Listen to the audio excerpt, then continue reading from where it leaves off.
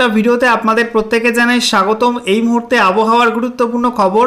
রাজস্থানের উপর একটি ঘূর্ণাবর্ত বা সাইক্লোনিক সার্কুলেশন অবস্থান করছে এবং সেই ঘূর্ণাবর্ত থেকে একটি পূর্ব পশ্চিম অক্ষরেখা রয়েছে সক্রিয় হবে, যেটা মধ্যপ্রদেশ সেই সঙ্গে ছত্তিশগড়, ঝাড়খণ্ড, তারপরে গাঙ্গেয় পশ্চিমবঙ্গ হয়ে সিকিম পর্যন্ত বিস্তৃত রয়েছে। এর জেরে আজকে দক্ষিণবঙ্গে এবং উত্তরবঙ্গে কয়েকটা জেলায় বিক্ষিপ্ত বজ্রগর্ভ মেঘ তৈরি হয়েছে এবং তা থেকে বিক্ষিপ্ত হালকা মাঝারি বৃষ্টিপাতও কিন্তু হয়েছে বজ্রপাত সহ। তবে সব জেলায় কিন্তু বৃষ্টি হয়নি। এরই মধ্যে আলিপুর আবহাওয়া দপ্তর থেকে আজকে দুপুরের পরপর একটি স্পেশাল বুলেটিন জারি করা হয়েছে। সেখানে বলা হচ্ছে 24 ঘন্টার মধ্যে উত্তরবঙ্গের কয়েকটা জেলাতে ভারী বৃষ্টিপাতের সম্ভাবনা রয়েছে ঝোড়ো হাওয়ার সঙ্গে। তবে 24 ঘন্টা পরই আবহাওয়ার বড় পরিবর্তন আসবে বাংলায়। বিশেষ করে দক্ষিণবঙ্গের জেলাগুলিতে গরম বাড়বে, অস্বস্তিকর ভ্যাপসা গরম আবহাওয়া থাকবে। বৃষ্টি কিন্তু আস্তে আস্তে কমতে থাকবে দক্ষিণবঙ্গের জেলাগুলিতে। তবে উত্তরবঙ্গে পার্বত্য অঞ্চলের জেলাগুলো কিন্তু বৃষ্টি অব্যাহত থাকবে। কোথাও কোথাও ভারী, কোথাও হালকা, কোথাও মাঝারি ধরনের বৃষ্টিপাতের সম্ভাবনা থাকবে আগামী 7 দিনে, এমনটাই পূর্বাভাস দিল আলিপুর আবহাওয়া দপ্তর। তো আজকের ভিডিওতে আমরা বিস্তারিত আলোচনা করব আলিপুর আবহাওয়া দপ্তর থেকে আজকে নতুন করে যে ওয়েদার বুলেটিন জারি করা হয়েছে সেখানে কি আপডেট দেওয়া হয়েছে, কোন কোন জেলার জন্য আগামী দিনগুলিতে কি কি ওয়েদার ওয়ার্নিং দেওয়া হচ্ছে, সেই সঙ্গে লেটেস্ট স্যাটেলাইট ইমেজ কি আপডেট দিচ্ছে, কোথায় কেমন বৃষ্টিপাত হবে, সেই সংক্রান্ত বিষয়গুলো আপনাদেরকে পরপর দেখিয়ে দেবো। তো ভিডিওটা ভালো লাগলে এবং ইনফরমেটিভ বলে মনে হলে অবশ্যই আপনারা ভিডিওটা একটি করে লাইক করে দেবেন। অবশ্যই ভিডিওটি প্রচুর শেয়ার করবেন। সেই সঙ্গে নতুন দর্শক হয়ে থাকলে লেটেস্ট ভিডিওর আপডেট সর্বপ্রথমে পাওয়ার জন্য চ্যানেলটিকে সাবস্ক্রাইব করে নিয়ে পাশে থাকা বেল আইকনে ক্লিক করে অল নোটিফিকেশন অপশানটিকে অন করে রাখবেন। লেটেস্ট আপডেট আপনারা সবার প্রথমে পেয়ে যাবেন। আর সেই সঙ্গে আমাদের ভিডিওটি আপনি এই মুহূর্তে কোন জেলা থেকে দেখছেন অবশ্যই কিন্তু আপনাদের জেলার নামটি কমেন্ট বক্সে লিখে জানিয়ে দেবেন। সেই সঙ্গে আপনাদের জেলায় আজ বৃষ্টি হয়েছে কিনা অবশ্যই কিন্তু কমেন্টে জানাতে ভুলবেন না। শুরুতে আমরা দেখে নেব আজকে দুপুরের পরপর আলিপুর আবহাওয়া দপ্তর থেকে যে স্পেশাল বুলেটিন নাম্বার 1 জারি করা হয়েছে সেখানে নতুন করে কি আপডেট দেওয়া হয়েছে। সাবজেক্টে বলা হয়েছে thunderstorm activity during next 24 hours and heat wave condition likely over some districts of south Bengal from 8 মে 2025। তো আগামী 24 ঘন্টায় পশ্চিমবঙ্গে ঝড় বৃষ্টির অনুকূল পরিবেশ থাকবে। তারপর থেকে আবহাওয়ার বড় পরিবর্তন শুরু হবে এবং আগামী 8ই মে 2025 থেকে দক্ষিণবঙ্গের বেশ কয়েকটা জেলায় কিন্তু তাপপ্রবাহ শুরু হবে। এখানে বলা হচ্ছে বিস্তারিত হবে যে এই মুহূর্তে একটা পূর্ব পশ্চিম অক্ষরেখা রয়েছে, যেটা বলা হচ্ছে দক্ষিণ পশ্চিম রাজস্থান এবং সংলগ্ন অঞ্চলের উপর একটা ঘূর্ণাবর্ত বা সাইক্লোনিক সার্কুলেশন রয়েছে। সেই ঘূর্ণাবর্ত থেকে একটা অক্ষরেখা রয়েছে পূর্ব দিকে উত্তর বাংলাদেশ পর্যন্ত এবং যেটা বলা হচ্ছে উত্তর মধ্যপ্রদেশ, তারপরে উত্তর ছত্তিশগড়, ঝাড়খণ্ড, তারপরে সিকিম হয়ে এটা কিন্তু বাংলাদেশ পর্যন্ত রয়েছে। ঠিক আছে, সেই সঙ্গে বলা হচ্ছে এটা সমুদ্রপৃষ্ঠ থেকে 0.9 কিলোমিটার পর্যন্ত উচ্চতায় অবস্থান করছে। এছাড়া বলা হচ্ছে এই মুহূর্তে উইন্ড প্যাটার্ন ফেভারেবল রয়েছে আর প্রচুর পরিমাণে জলীয় বাষ্প রয়েছে পশ্চিমবঙ্গের আবহাওয়া মণ্ডলে। তার জেরে কিন্তু আগামী 24 ঘন্টার মধ্যে ঝড় বৃষ্টির সম্ভাবনা রয়েছে, একাধিক জেলাতে বিক্ষিপ্ত হবে। তবে তারপর থেকে আবহাওয়ার বড় পরিবর্তন শুরু হবে, কারণ বায়ুপ্রবাহে কিন্তু পরিবর্তন আসবে। মূলত পশ্চিমা এবং উত্তর পশ্চিমা শুষ্ক এবং গরম হাওয়া কিন্তু বিরাজমান করবে পশ্চিমবঙ্গ জুড়ে এবং বাকি পূর্ব ভারতের একাধিক রাজ্যে। এবং তার জেরে কিন্তু আগামী 8ই মে থেকে দক্ষিণবঙ্গে একাধিক জেলায় তাপপ্রবাহ শুরু হবে এবং সেই তাপপ্রবাহ কিন্তু বেশ কয়েকদিন চলবে, এমনটাই আপডেট দেওয়া হয়েছে। এদিকে বলা হয়েছে যে আগামী 24 ঘন্টার পর থেকে তাপমাত্রা বাড়তে শুরু করবে। বলা হয়েছে পরবর্তী দুদিনে 3 থেকে 5 ডিগ্রি সেলসিয়াস মতো তাপমাত্রা বাড়তে পারে সর্বোচ্চ তাপমাত্রা। এবং তারপরে বলা হচ্ছে যে 8ই মে থেকে দক্ষিণবঙ্গে তাপমাত্রা কিন্তু স্বাভাবিকের থেকে 4 থেকে 6 ডিগ্রি বেশি থাকবে। এবারে আমরা দেখে নেব আজকে এই মুহূর্তে লেটেস্ট স্যাটেলাইট ইমেজ অর্থাৎ উপগ্রহ চিত্র নতুন করে কি আপডেট দিচ্ছে। এই মুহূর্তে আপনারা দেখতে পাচ্ছেন গোটা ভারত জুড়ে কিন্তু বিচ্ছিন্নভাবে মেঘলা মেঘলা আকাশ রয়েছে। বিশেষ করে আমরা দেখতে পাচ্ছি ভারী মেঘ রয়েছে উত্তর ভারতের পার্বত্য অঞ্চলগুলিতে, সেই সঙ্গে আমরা দেখতে পাচ্ছি পশ্চিম ভারতে কিন্তু ভারী মেঘ রয়েছে। একই সঙ্গে মধ্য ভারতে কিন্তু আংশিক মেঘাচ্ছন্ন আকাশ, দক্ষিণ ভারতে কিন্তু আংশিক মেঘাচ্ছন্ন আকাশ রয়েছে। আর এদিকে আমরা দেখতে পাচ্ছি আমাদের পশ্চিমবঙ্গের দক্ষিণের একাধিক জেলায় কিন্তু বজ্রগর্ভ মেঘের সঞ্চার হয়েছে দুপুর থেকেই। বিশেষ করে নদিয়া, সেই সঙ্গে মুর্শিদাবাদের কিছু অংশ, এছাড়া হুগলির কিছু অংশ, এছাড়া উত্তর 24 পরগনার কিছু অংশ, পশ্চিম মেদিনীপুর এবং সেই সঙ্গে আমরা দেখতে পাচ্ছি পূর্ব মেদিনীপুরের কিছু অংশে কিন্তু বিক্ষিপ্ত বজ্রমেঘ তৈরি হয়েছিল দুপুরের মধ্যে এবং বিকালের মধ্যে এবং তা থেকে বিক্ষিপ্ত বৃষ্টিপাত কিছু কিছু অঞ্চলে লক্ষ্য করা গেছে। এছাড়া আমরা দেখতে পাচ্ছি নতুন করে কিছু বজ্রমেঘ তৈরি হচ্ছে ঝাড়গ্রাম জেলাতে, সেই সঙ্গে বাঁকুড়া, পুরুলিয়া এবং পশ্চিম বর্ধমান জেলায় কিন্তু নতুন করে বজ্রগর্ভ মেঘ তৈরি হচ্ছে। তার জেরে কিন্তু বিক্ষিপ্ত হবে হালকা মাঝারি বৃষ্টিপাতের সম্ভাবনা রয়েছে বজ্র মেঘ থেকে। এছাড়া আমরা দেখতে পাচ্ছি উত্তরবঙ্গের মধ্যে মালদা এবং উত্তর দিনাজপুর দক্ষিণ দিনাজপুরে কিন্তু কয়েকটা জায়গায় বিক্ষিপ্ত বজ্রমেঘের সঞ্চার হচ্ছে এবং তা থেকে ছিটেফোঁটা বৃষ্টির সম্ভাবনা, কোথাও কোথাও হালকা মাঝারি বৃষ্টিপাতের সম্ভাবনা থাকবে।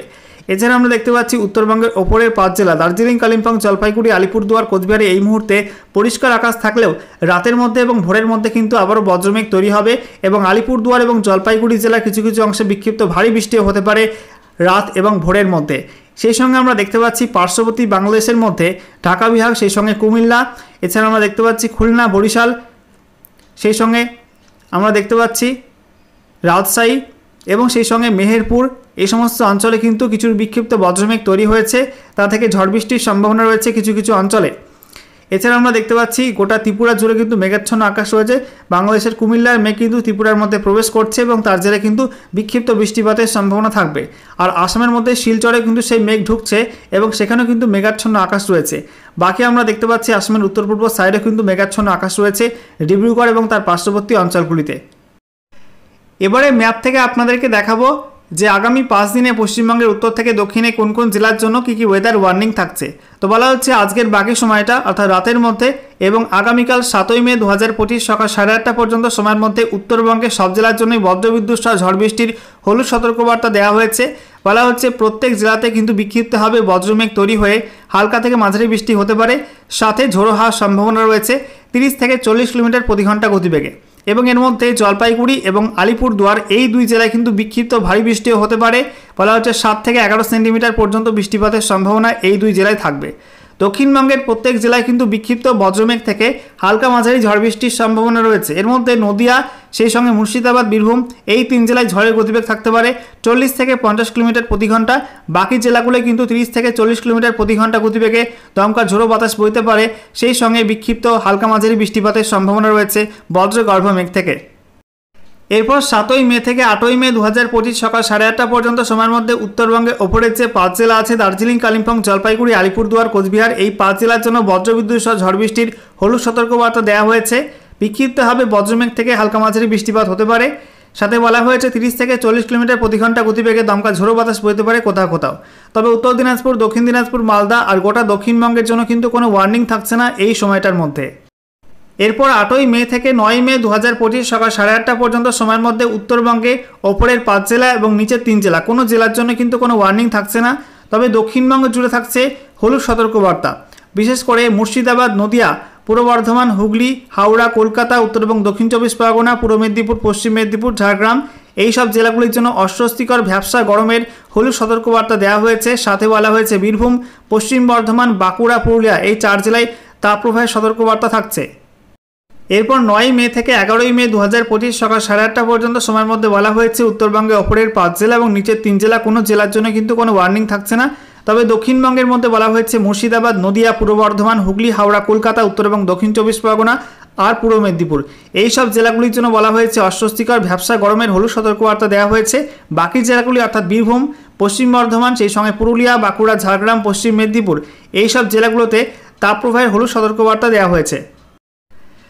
এরপর বৃষ্টিপাতের পূর্বাভাসে বলা হয়েছে আজকের বাকি সময়টা অর্থাৎ রাতের মধ্যে এবং আগামীকাল 7ই মে 2025 সকাল 8:30 পর্যন্ত সময়ের মধ্যে বলা হয়েছে উত্তরবঙ্গের ওপরের যে 5 জেলা আছে দার্জিলিং, কালিম্পং, জলপাইগুড়ি, আলিপুরদুয়ার, কোচবিহারে ওয়াইড স্প্রেড রেনের সম্ভাবনা থাকছে অর্থাৎ বৃষ্টিপাতের সম্ভাবনা প্রবল থাকবে এই 5 জেলায়, যেখানে বৃষ্টিপাতের সম্ভাবনা 75 থেকে 100% বলা হয়েছে।